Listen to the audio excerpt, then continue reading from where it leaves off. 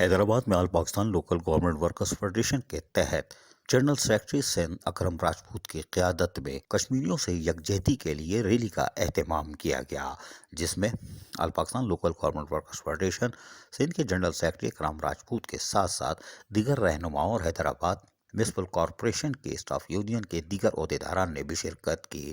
اس موقع پر ریلی نے مختلف شاہراہوں پر مارچ کیا اور کشمیری عوام سے یکجہتی کے لیے کھل کر نعرے بازی بھی کی، جبکہ پاک فوج سے بھی یکجہتی کا اظہار کرتے ہوئے قدم بڑھاؤ پاک فوج ہم تمہارے ساتھ ہیں کے نعرے فضا میں گونج رہے تھے۔ ہم آپ کو سنواتے ہیں، سنیے غور سے۔ کشمیر بنے گا پاکستان، کشمیر بنے گا پاکستان، نعرہ کشمیر، زندہ باد پاک فوج، زندہ باد پاک فوج، ہم تمہارے ساتھ ہیں، پاک فوج قدم بڑھاؤ، ہم تمہارے ساتھ ہیں، کشمیر بنے گا پاکستان، پاکستان، کشمیر بنے گا پاکستان، مودی کا جو یار ہے غدار ہے، غدار ہے، مودی کا جو یار ہے غدار ہے، غدار ہے۔ یہ وہ بلدیاتی رہنما اور ملازمین ہے جو کہ شہر کو صاف ستھرا رکھتے ہیں اور ان کی آواز کوئی نہیں دبا سکتا۔